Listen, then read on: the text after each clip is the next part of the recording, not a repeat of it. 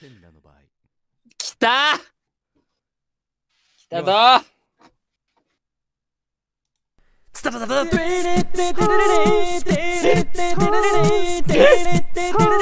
なんやかんや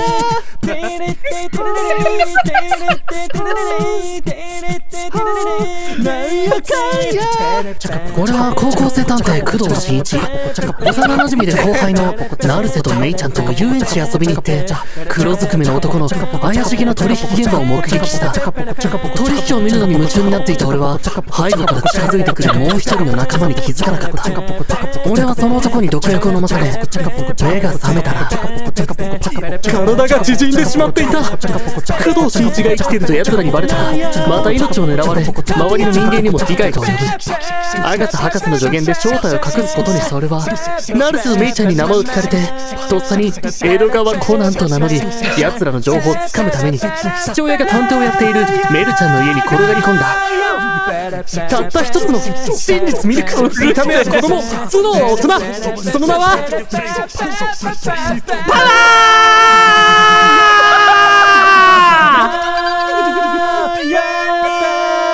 ー。お誕生日おめでとう。狂気です。もう笑い尽くしたわ動画中に